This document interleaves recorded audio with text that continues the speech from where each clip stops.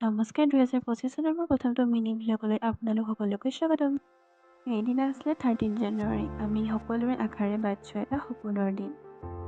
ৰঙা স্কুটিখন দেখি গম পাইছে চাগে, মানে বাকীকেইখন জিলাৰ দৰে আমাৰ গোলাঘাট জিলাতো হিমন্ত বাবাৰ স্কুটি বিতৰণ কৰা হৈছিল। 2:30 আমাক ডিলাৰ পৰা মতা হৈছিল আৰু ডিলাৰ গৈ দেখিলোঁ যে বেলপুত এৰি থৈ অহা পখিলা কেইজনীক আজি বহু দিনৰ মূৰত একেলগে লগ পাইছোঁ। তাৰপিছত এখন এখনকৈ স্কুটি বিতৰণ কৰি দিয়া হ'ল আৰু মোৰ লগত স্কুটি আনিবলৈ মা, খুৰা আৰু ভাইটি গৈছিলে। স্কুটি বিতৰণৰ দিনাই নাম্বাৰ প্লেট লগোৱাৰ সুবিধাও কৰি দিছে। ধন্যবাদ অসম চৰকাৰ আমাৰ দৰে ছাত্ৰ ছাত্ৰীসকলৰ আৰু পৰিয়ালবোৰৰ সপোন এটা পূৰণ কৰোৱাৰ বাবে।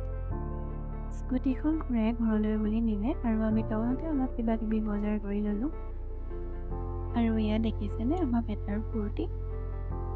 আৰু ফাইনেলি এয়া স্কুটি আহি ঘৰ পালেহি আৰু মোৰ পাৰ্চনেল প্ৰব্লেম এটা হৈ থকাৰ বাবে মা, খুৰী, ভণ্টিহঁতে স্কুটিখনক পূজা পাতল কৰি আদৰিলে।